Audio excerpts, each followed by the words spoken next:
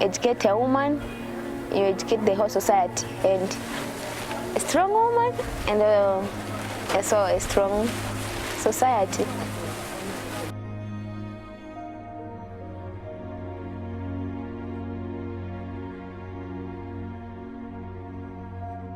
I'm Hendrix Kamwambeni, Malawian.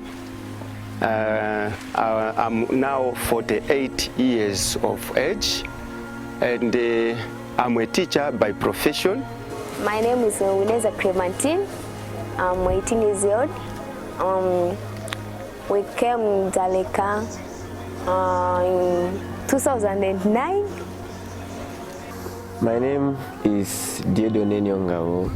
I'm a Burundian, and here I am as a refugee, but not as a refugee who fled, but a refugee who was born from refugee parents who were also born from refugee parents too. My name is Esther Iragi. I'm from DRC.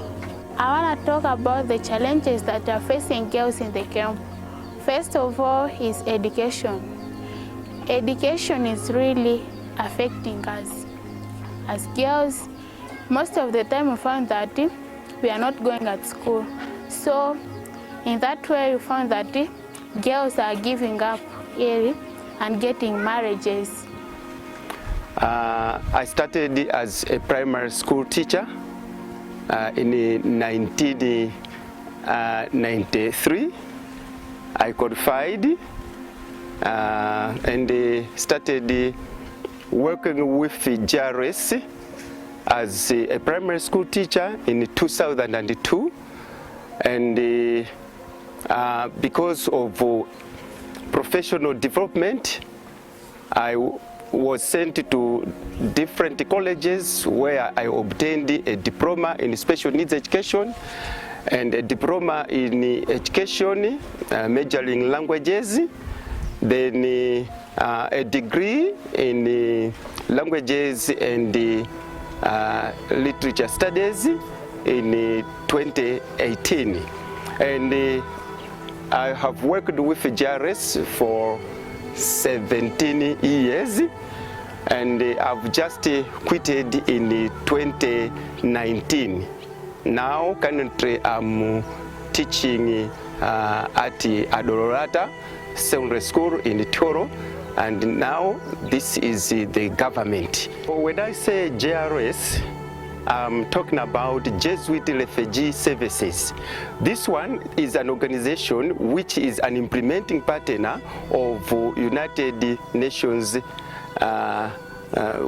we say UNHCR. So all the 17 years I have talked about, I worked as a teacher in Dzaleka refugee camp. So which means I've got full experience with the refugees and the Malawians children. When I joined the Jesuit Refugee Services in the Dzaleka camp, things were going on very well, and the teaching was not a problem. Materials were enough, and the blocks that we had been using were also enough. Teachers were also enough, and there was a small number of children that we were managing. Teaching was made simple in that way. Now, later in the years of my profession at Dzaleka refugee camp, things started going down in terms of quality of education. There are a number of challenges that we have gone through. In the later years, we find that the camp started expanding, growing bigger and bigger. The population increased. As a result, the schools that were manageable now became very difficult to manage them. There were large numbers in classrooms, and the teachers were being outnumbered in that way. And because the funding has been going down and down each year, then this has led to the poor quality of education. In a classroom, a teacher can teach very well when there is a small number of students. But it is very sympathetic to go in a class this time around in Dzaleka. You are going to find that they are overcrowded. Classrooms are overcrowded. So for one teacher to manage them, it's always difficult. There is a difference between poor education and proper education. Here in the camp, I can say like there is real poor education, because for real we do learn, but you may find that you have finished your Form 4, but you find that the one who has finished the Form 4 can't even speak English.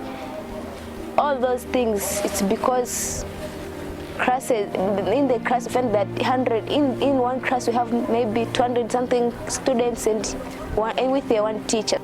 I joined the government, quitting from JRS because I did not like to compromise my profession, whereby teaching has to be holy.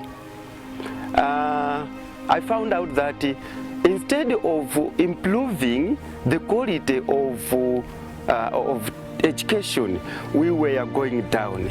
So this made me not to feel good to stay at a school or the community that I used to see it developing in education going down. Then I said, oh, let me join the government and help that side, so that I see the quality of education going up. In this camp, we are only having one school, and on that school, we are not having enough space for students. Most of the time, we found that students in Standard 8, many of them are not passing well. So if you don't pass well, there is no place for you to repeat. So they just tell you to go back home. There is no space for you. So the challenge is that girls, you found that you are not having anything to do. So you are going to engage yourself into marriage. So it's causing many early marriages in the camp. It is sad that nowadays I see the children in the Dzaleka refugee camp. They are completely going down in education. We started very powerfully in the 1990s when the school started. We were sending good quality of students to universities, to secondary schools, powerful secondary schools in Malawi. But this time around, go to Dzaleka secondary school. Try to chat with the students at Dzaleka secondary school in English. They fail to speak good English. Why? It's a sign that education has gone down at Dzaleka refugee camp.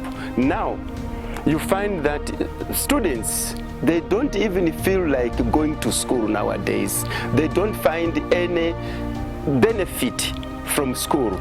They sometimes choose to remain at home, maybe doing some other things, like maybe selling these things in the markets. goods in the markets, helping their parents to sell some goods so that they can find a living. So there are also some other students, the children who are supposed to be in schools, but because they don't see any importance of going to school, they are just in the camp doing nothing. So I feel sad as a teacher that education in Dzaleka camp is no longer kicking this time. For those who got the chance to go to the secondary school, when they are done their Form 4, there is no chance to go to the university, and there is no chance to have jobs, and we end up again to the camp, and we may find that youths, they are engaging into drug and substance abuse and so many things like prostitute and so on. The biggest challenge that has led to all what I've said about the quality of education going down in the schools in the Dzaleka camp is no other than maybe shortage of funding. I'm saying shortage of funding because UNHCR has been funding the schools, but because the population of Dzaleka camp has been going up each and every year, while the funding has been stagnant for a good number of years. This has led to the challenges now that the schools are facing. For instance, I can say that teachers, the number of teachers has not been going up, while the number of students has been increasing. So this is due to shortage of funding. All the same, there is also lack of proper planning. And this proper planning can only come in where there is proper or enough funding. So there is lack of proper funding, proper planning of education in Dzaleka camp. And this proper planning, what I am emphasizing on is that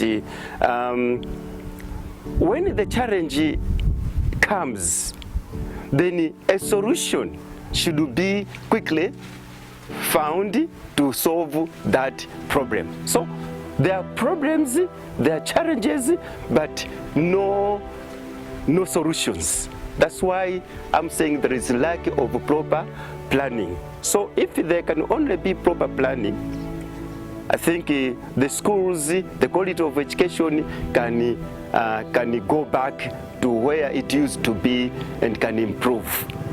So I think the implementing partner or the UNHCR has to look into this issue so that proper planning has to come back and the schools maybe can improve.